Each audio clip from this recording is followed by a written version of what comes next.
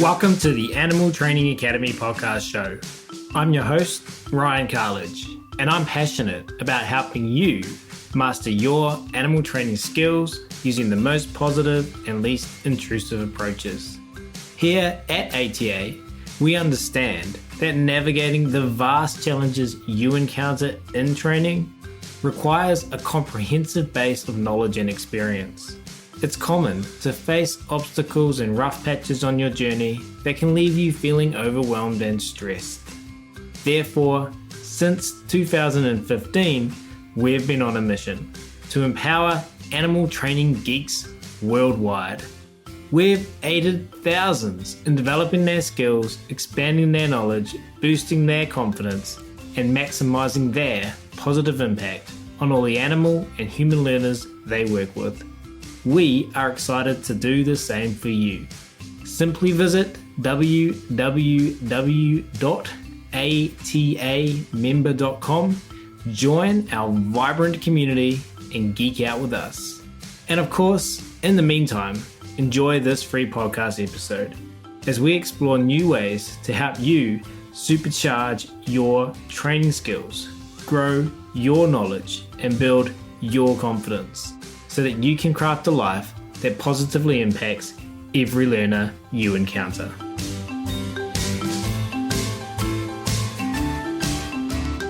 But we will start today's episode where I'm absolutely thrilled to welcome back to the show a good friend and amazing trainer, Peggy Hogan. Through her business, The Best Whisper is a Click, Peggy has traveled internationally providing clicker training clinics and lectures. She also leads online courses. She's a horse lover since the age of 3, when her sister put her on a pay-per-lap pony ride. Peggy loves all animals and has a passion for training. Her training background is varied, and she has studied techniques that range from natural horsemanship to classical dressage, having immersed herself in the teachings of Peggy Cummings, founder of Connected Riding.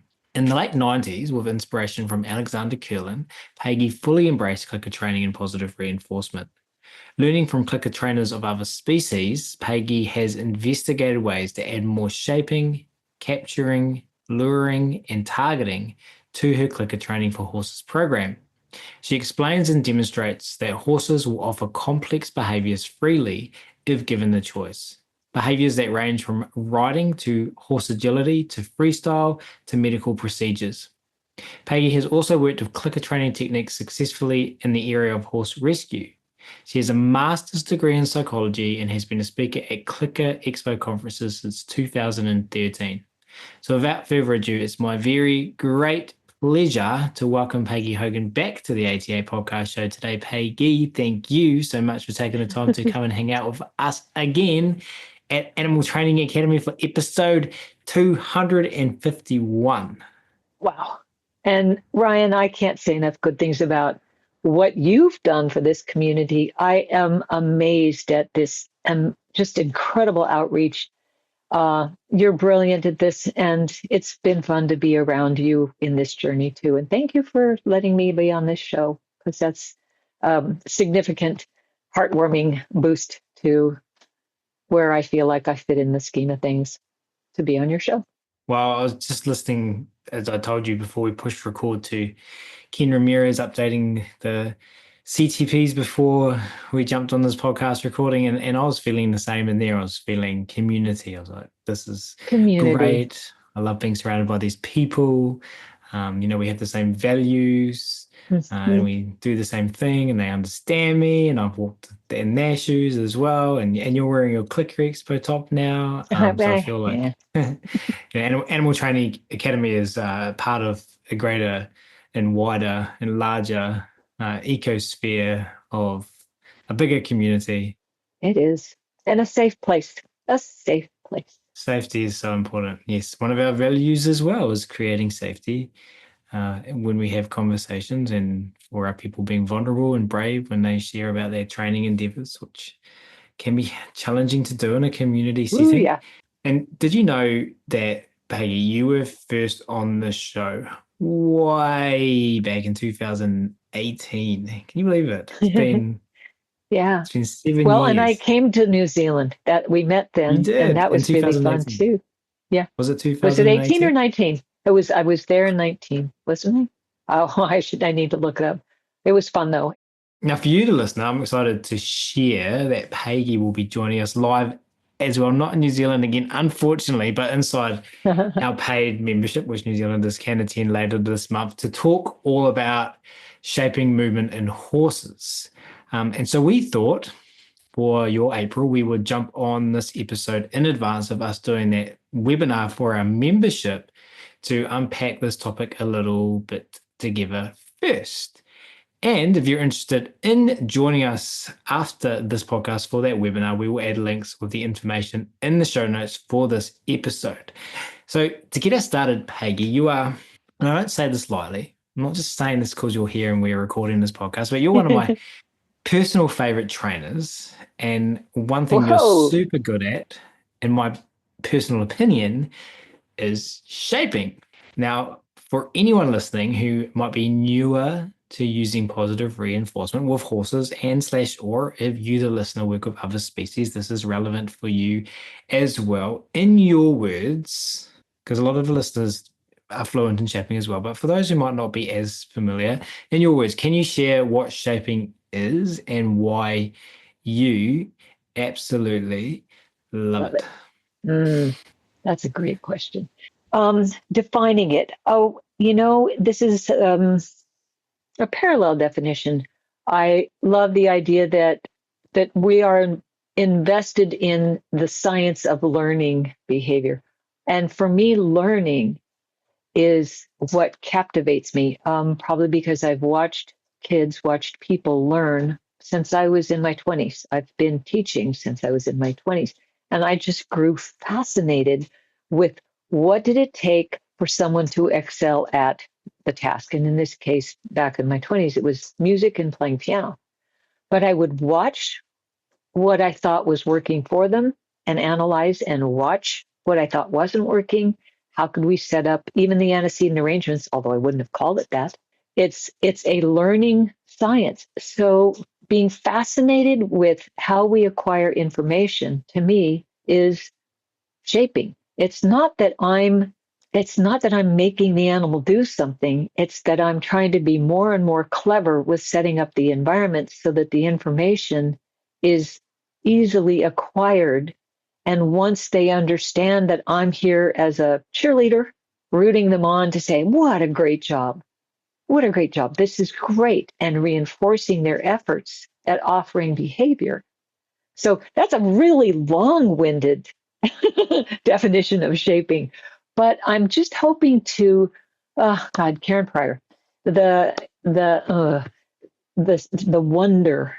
It was about finding the wonder of everything, and for me, it's about finding the wonder of learning and acquiring knowledge and what works for each individual. And I think that's been the heart of my shaping goals. It's like, wow, look at them do that. My friend had a great, it's a great question. Thanks for this. She was so sweet. She was looking at a little horse I was working with, and I was, paying quickly. I was offering food reinforcers at a pretty high rate. But she looked at this little horse and she said, Pixie, you're such a good eater. The criterion was, can you eat? And she was being so generous with this little horse. Look at what a good eater you are. And I love that view of being able to find something that the animal is doing that we can start cultivating and allowing them the success of building on what they already can do. So that's the aspect of shaping, finding what they can do and finding ways to have them offer more in the direction that they can do. Anyway, that's long-winded.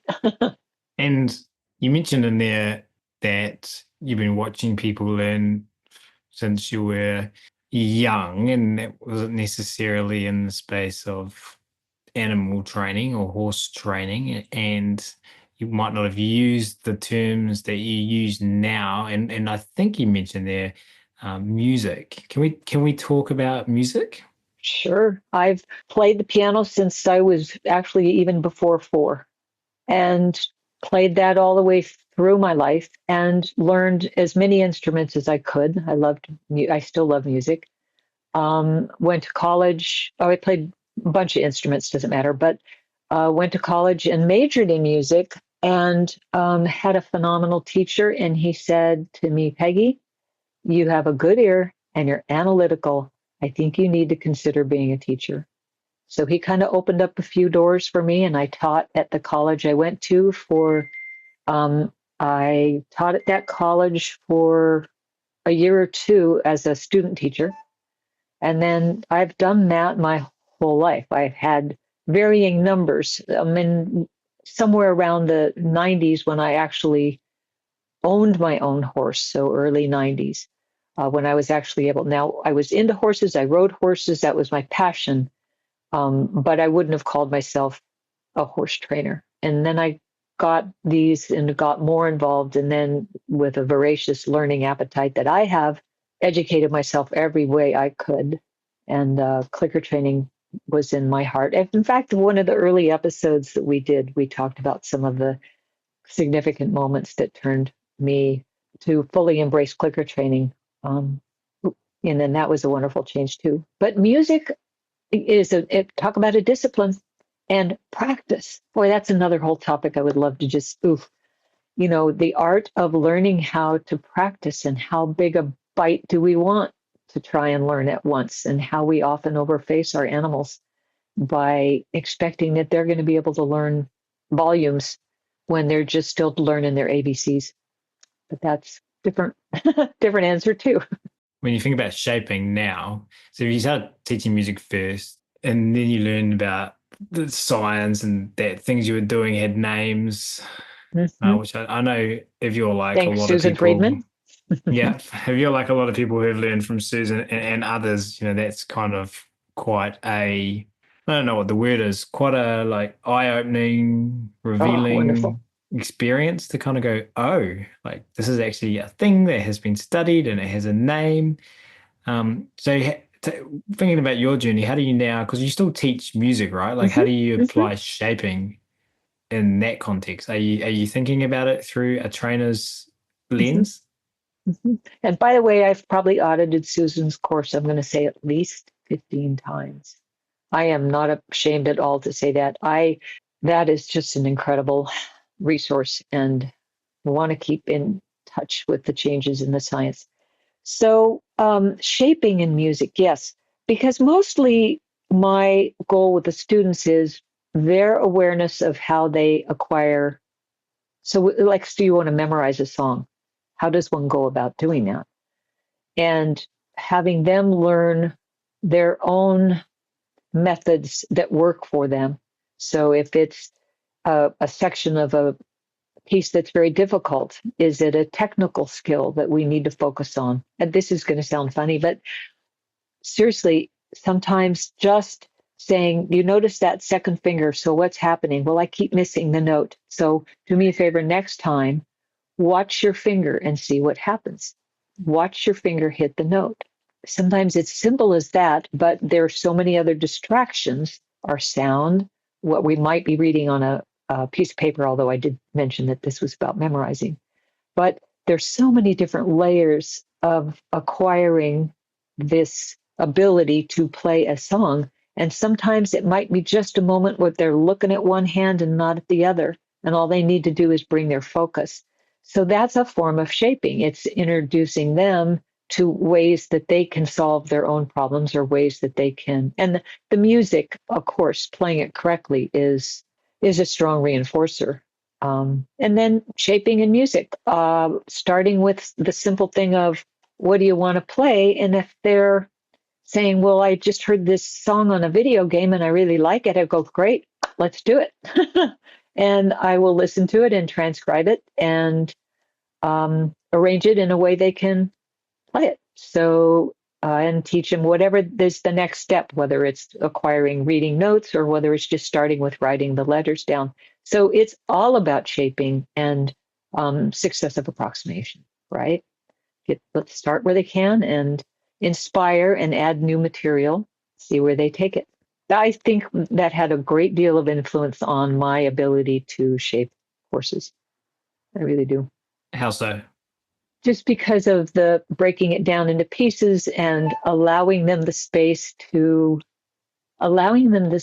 learn at their pace, and then introducing new things to see where they took it. And if they didn't respond, and I didn't keep forcing them, it's like, okay, we'll try a different technique. So I was always changing the antecedent arrangements. I was the one that was taking responsibility for the learning.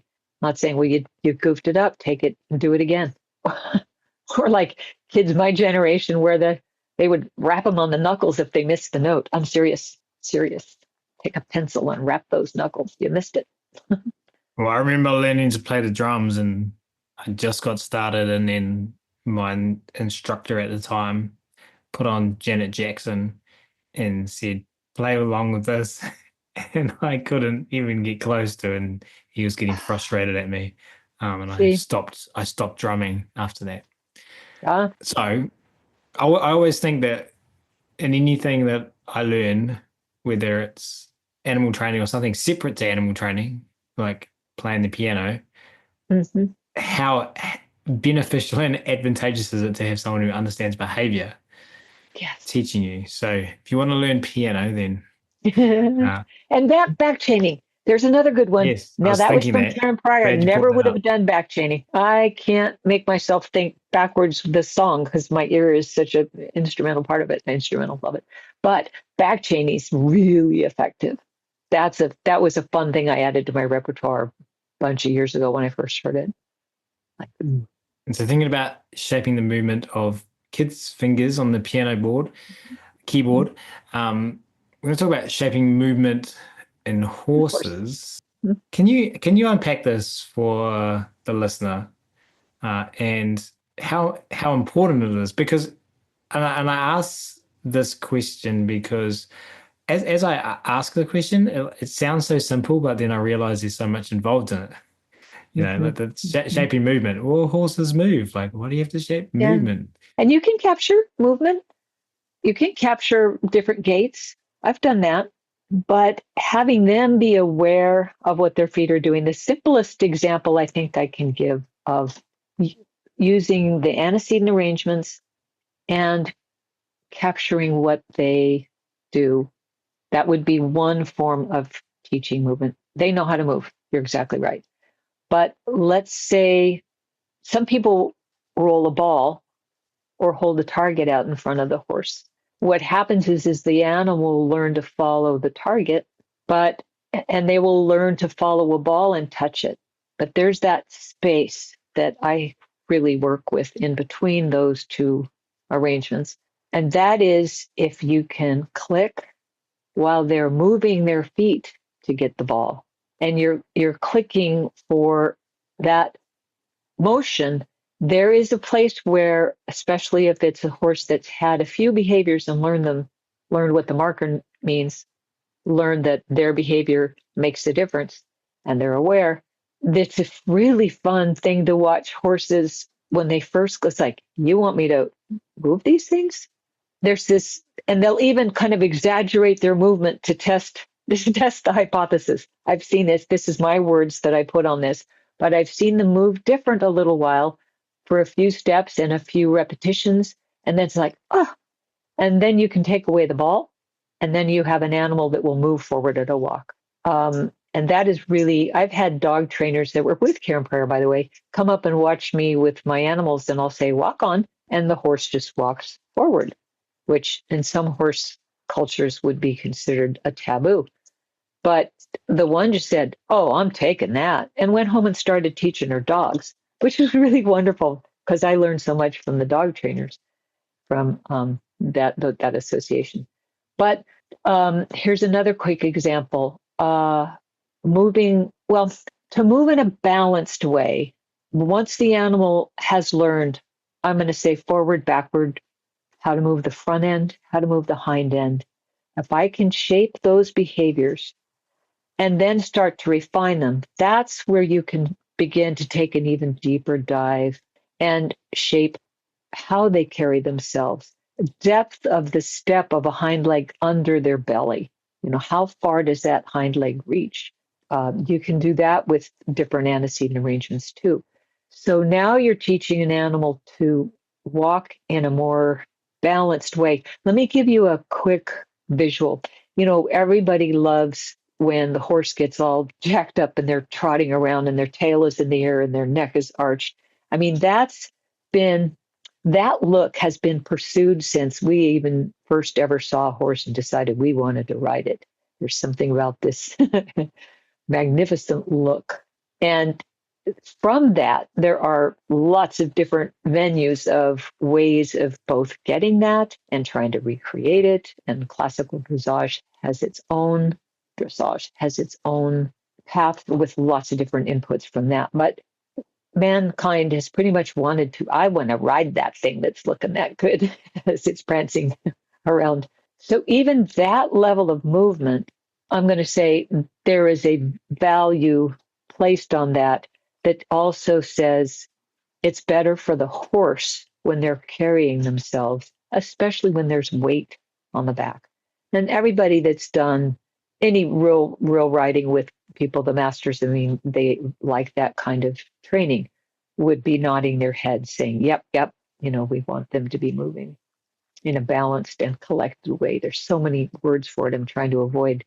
But you can even teach that. And I'm with Peggy Cummings, who was just amazing teacher about connected riding, but also valuing how the horse carried its body. Because you put weight on a horse's back, we can damage our horses in a big way by riding that doesn't promote the lift of the back and by dragging him in by their face. And there's so many things that you can see. So she would show us what she wanted us to do, and then I would go back and work for a couple weeks or whatever, a month, and then say, okay, what is this? And I would start to shape that behavior. I'd want that same movement, but that the animal was able to offer that because of the timing of the click and how I taught it and the food reinforcers. So, it's a wonderful journey. And can I take a parenthetical turn here? Because my goal in being a part of this clicker training community with my horses, I am not trying to perfect. I haven't been the person that goes out and perfects and competes with what I've taught at clicker training. My goal has been to try as many things as possible, including shaping good movement, sound movement. But it's, whether it's match to sample or agility, or whether it's being a good therapy horse, or whether it's just carrying me on a trail ride with no tack.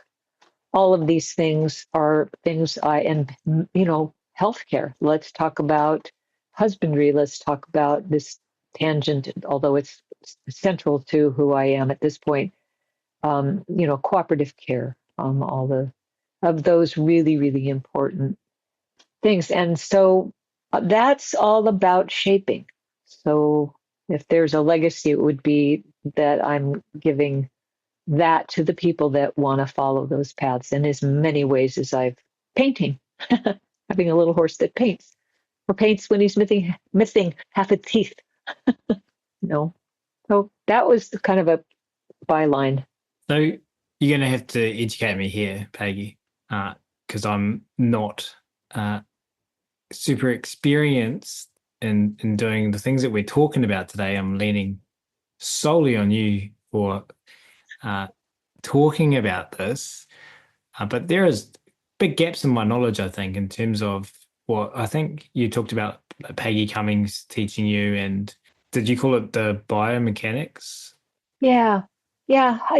Tell me, in fact, you can educate me.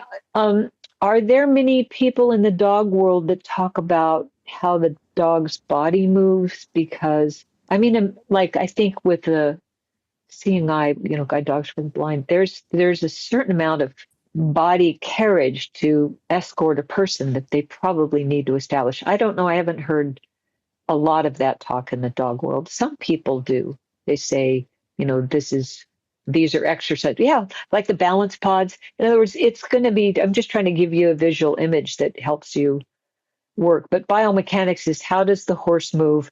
What is the best place for his head and neck?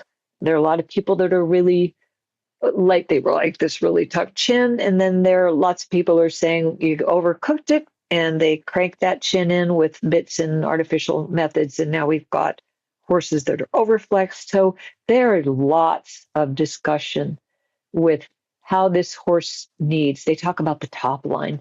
The top, the head, down the back, down the legs, how slanted the butt is. You've got a whole career in a group of people that are going to have deep conversations, depth of stride, how they lift their hocks, their back legs. All of these could be a lifetime of study. And that's where Peggy fits in, you know. Yeah, well, to answer your question, a recent podcast guest on the show was Sarah Fisher, Oh, whom I that's right. Okay. watched do some what she calls free work in the UK, where she had dogs freely doing whatever they wanted in a set up environment Mm-hmm, with different mm-hmm. heights, and she was just spitballing what she was seeing Yeah. in terms of all of the movements. And so, sat in Cool. that seat at that conference watching Sarah, with regards to dogs, I was going, wow, Yes. like my Yes. knowledge gap is huge here. Then thinking It, about the amazing Laurie Stevens teaching how movement works for Susan Friedman. can I throw in that I've got some video that she's used for that course? Amazing. Amazing. I mean, I think it's really important how movement Yeah. works. Yeah, absolutely. And it's an exciting space for me as the podcast host, recording this one for you guys, the listeners, to say up front that it's a space for me to learn loads about. And so I'm so just curious and wondering, and for the listener wanting to help them understand, with especially ones that work with horses, obviously, like how important this is, and how when we talk about balance, and I think you said, I'm going to quote you, so you tell me if I get it wrong. I think you said it's better for the horse when they are carrying themselves, especially when there's weight on the back. You put a human on the back of a horse.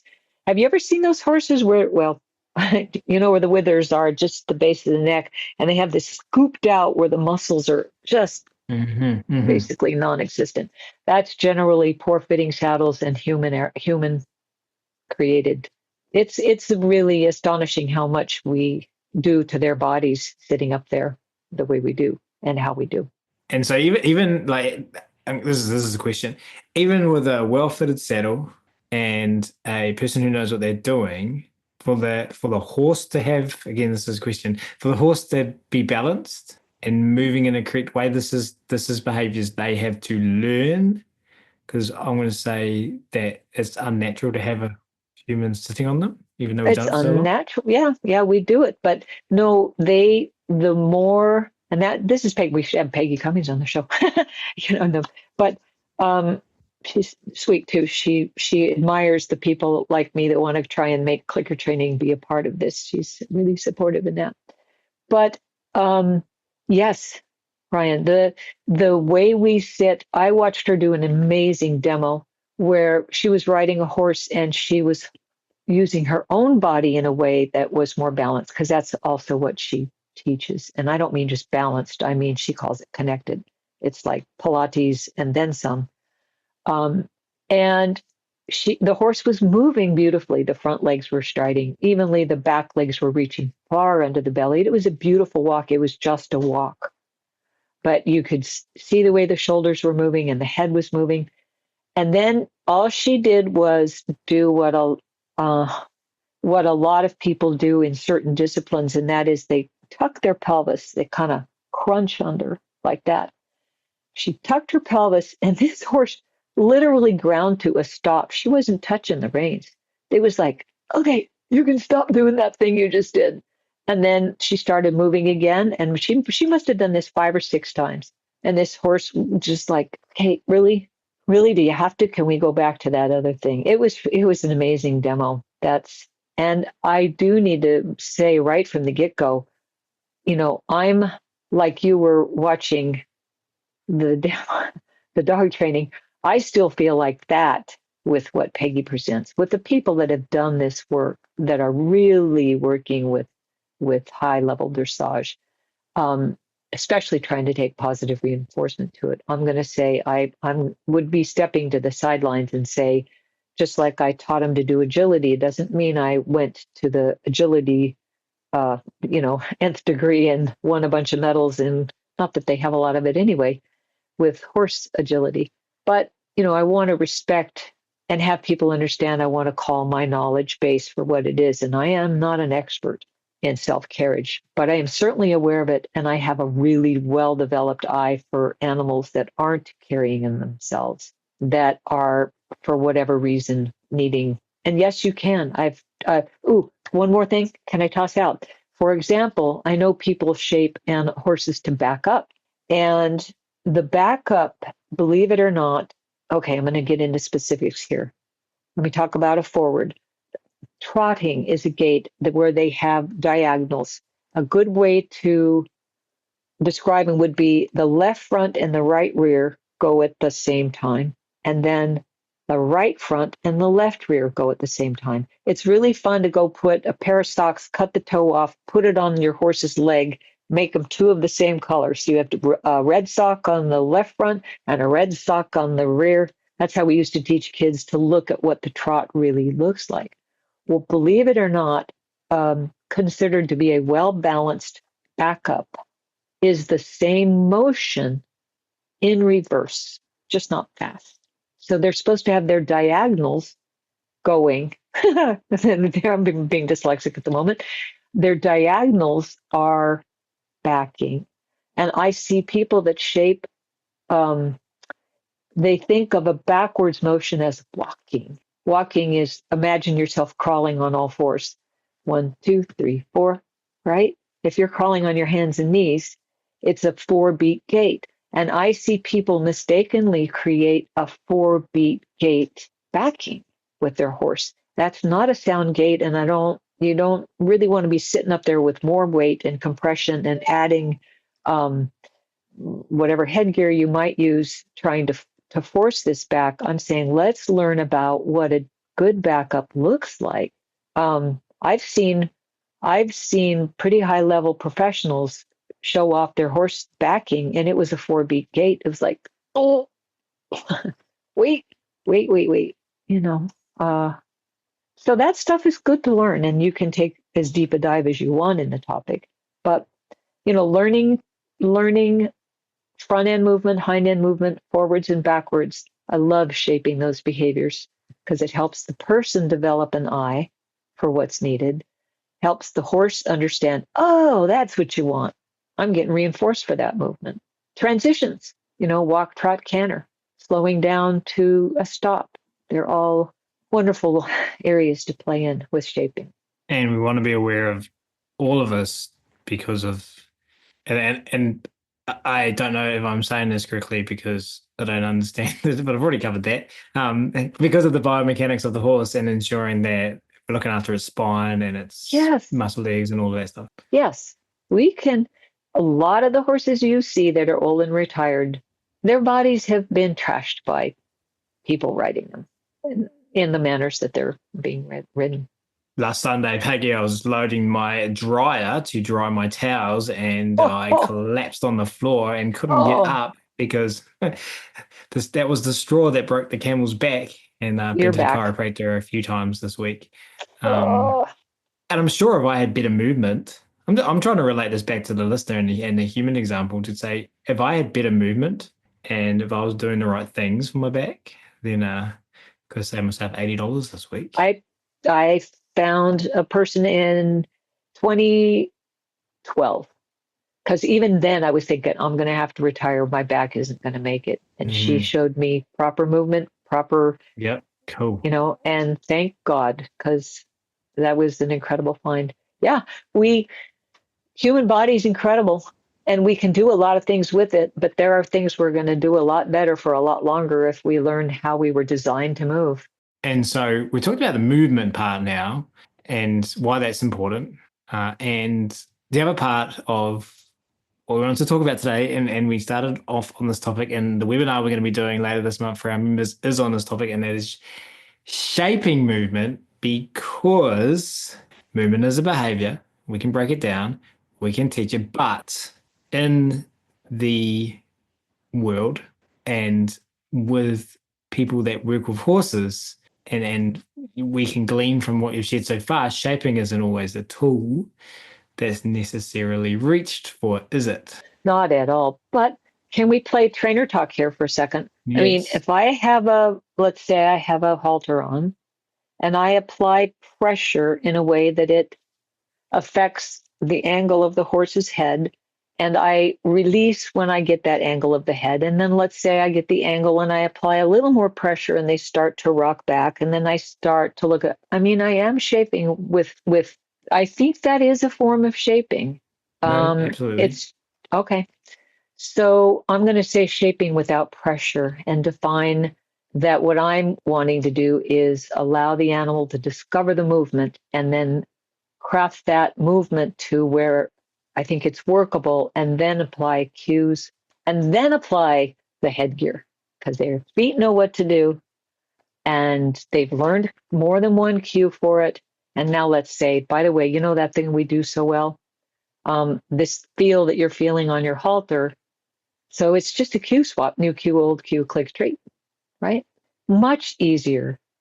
And there's a less of a learn burn on me too, because if the horse reacts or the horse, whatever. I'm going to say I like teaching. That's one thing I took from natural horsemanship.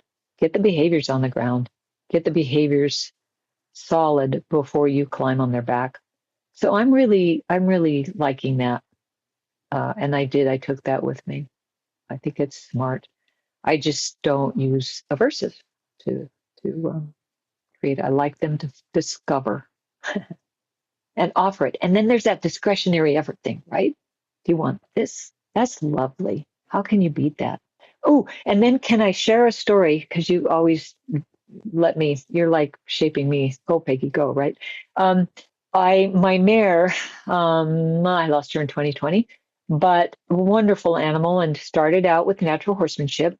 And this was like 20 years ago. But anyway, I was asking her to go between two paddocks. And in this particular place we were in, I used a hot wire stretched between because I needed to keep the full-size horses away from the minis. In other words, I was not willing to risk. And also, anyway, it wasn't my property and they didn't want permanent fencing. So hot wire is what we had. But I dropped the hot wire and pulled it back, and she had, it's not meters, I don't do meters, but I'm going to say at least 20 feet of space to walk through. So even more than that. So it wasn't a crowded space.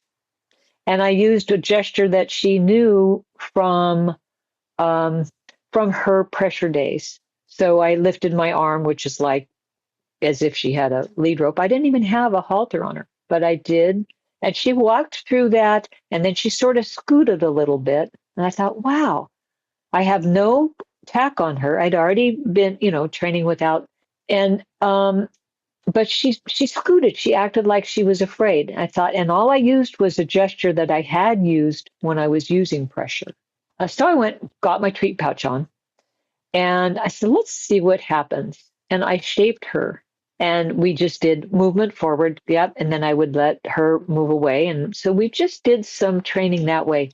And I thought, wow, that was a wonderful eye opener for me. Again, everybody would have said, okay, so she walked a little faster, but I saw that hurried movement. I went, all right, let's take a look at this. And it was such a change to go switch to positive reinforcement and shape that behavior. And that changed how she approached that. Use the positive reinforcement for that easy trip. And so that was a good lesson all those years ago. I think the discretionary effort is another one of those things that pushed me. It's like, wow, look at this. And it inspires me still. It's one of the reasons why I put all those YouTube videos on. It's like, I wasn't trying to become a professional horse trainer. I was trying to just share what I had learned. And look, can you believe this? I was so excited about it. We're going to talk about all of this and more. And I'm looking at the time, and thinking I want to talk about all of these things that I've got written down on my screen here, but uh, I realized that the episode might get a little bit long if we do that. So I was going to throw and share with the listener, throw at you and share with the listener what we've written down in terms of the things we're going to cover in the webinar later this month. And then you just trust whatever comes into your mind and let it come out of your mouth. And because it's all going to be valuable. I know that. Got no doubt about that. So the other things we're going to talk about are environmental setups when teaching movement, understanding cues, and I know how important that is to you.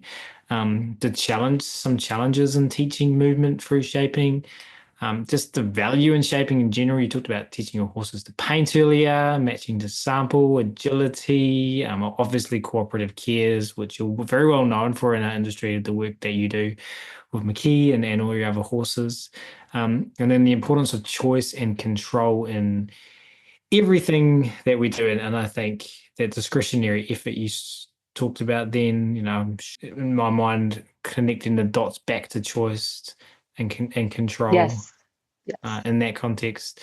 So we've got lots of things to cover. It's going to be a 2-hour webinar, but how would you like to end this episode on? What do you most want to share with the listener in terms of the topics we just talk about and what you're most excited to share about later this month? The critical role of cues in shaping, can I say on that one, because I've seen people get into shaping and working without any kind of tack, and then they have an animal that starts throwing behaviors, and then they get really scared because the animal gets enthusiastic about throwing the behaviors, or even frustrated because they don't understand our rate of reinforcement.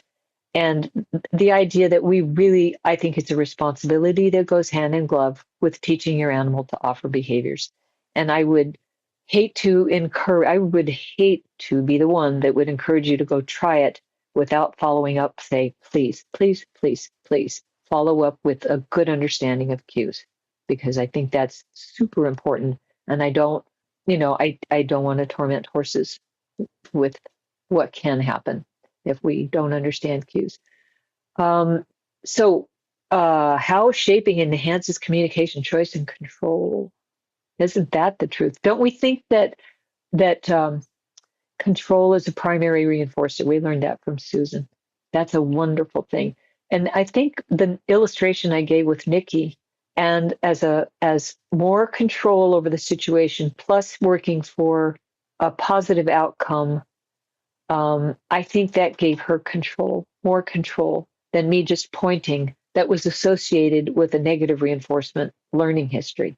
I kind of switched as I think about how I said that. That's more like, let's compare positive reinforcement with negative reinforcement in some of these behaviors.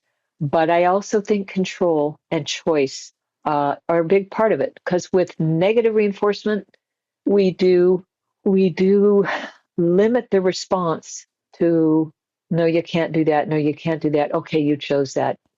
I'll take that. I need to phrase that carefully, but I do think that the control and the choice is, because there's choice and negative reinforcement too, but there's no outcome that's, well, that didn't work, so you might feel more of an aversive if you didn't make the right choice, which happens in the horse world. We talk about escalating phases of pressure. They don't make the right choice, the pressure gets bigger. So anyway, and we can talk about that some, but I'm going to say the communication for sure. If our horse learns these behaviors, they know how to move their feet, they know what it feels like in their body, they've experienced it, they've developed finesse, and then we add cues, and then we add some of our external aids like a saddle or our leg or the halter or a bitless bridle, whatever it is we're using. We add those as cues to a behavior they've already learned. I like what that does. Excuse me. I like what that does for the behavior we're hunting for. It was fun for me to sit on it, that's for sure, on a horse that knew and had learned with those techniques. Oh, what other questions? Environment setups. Oh boy. Yeah, it's really fun to do shaping with our antecedent arrangements. One of the fun. Laura Monaco Torelli had a really neat video where she taught, I think it was Santino to back up, and she had X pens and a kind of a narrow spot. Well, that's a great antecedent arrangement. I called it long time ago, reverse round penning was one of the first videos I put up on YouTube was, wow, watch this horse. I'm on the inside of the round pen and the horse is on the outside. I'm not making him go. He's going because he's learned that walking is important. Walking is reinforceable. Oh, look, trotting is a reinforceable event. And then, and the pressure isn't from me forcing them, and they give us more and more behavior of movement. And that's a really fun way to teach. So that's an environmental setup. And there are tons of fun things and tricks I've learned from my experience. Tricks meaning me, my tricks of setting up the environment. I'm real quick to change that environment and say, well, what do you think of this? So what else am I looking at here? We did cover all the different things that have been shaped. Front end height, yep, basics of shape. Yeah, I think that's a pretty close proximity of the list you read without squinting too much here through my glasses. Awesome. And this live session we're going to do is, I think we can all understand from the conversation we had, just so important for all horses and all trainers at all levels. Would that be correct? Absolutely.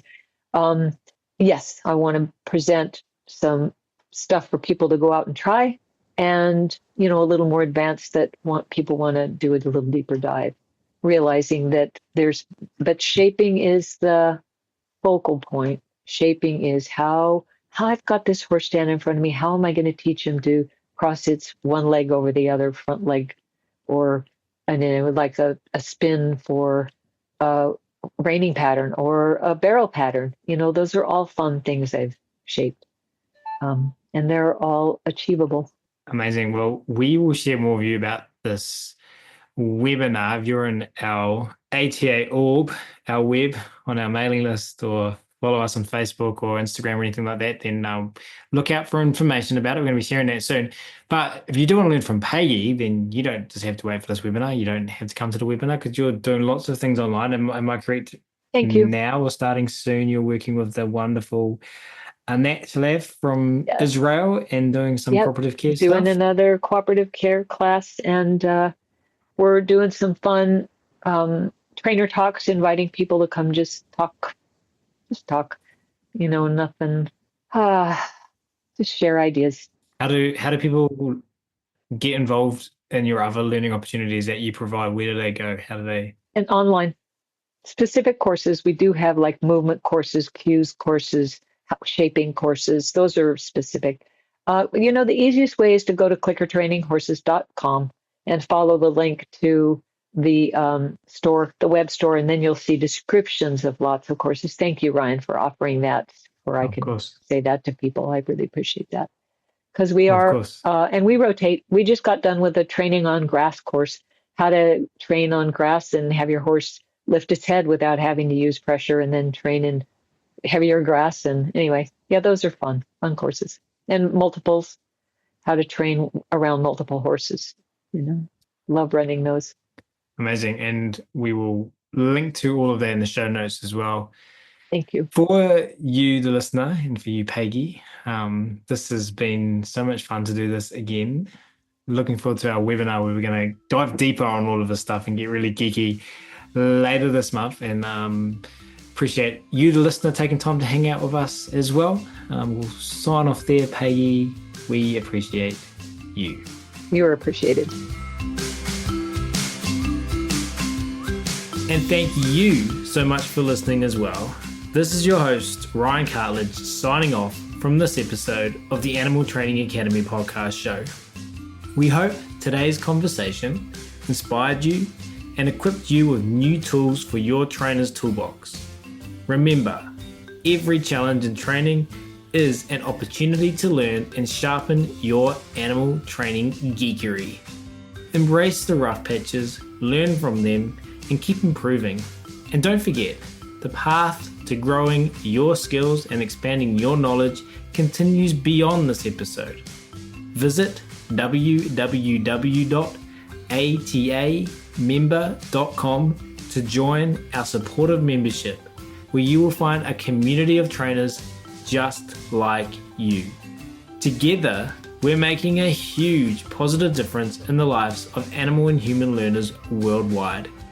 Until next time, keep honing your skills, stay awesome, and remember, every interaction with an animal or human learner is your opportunity to create ripples. We're here cheering you on every step of the way. See you at the next episode.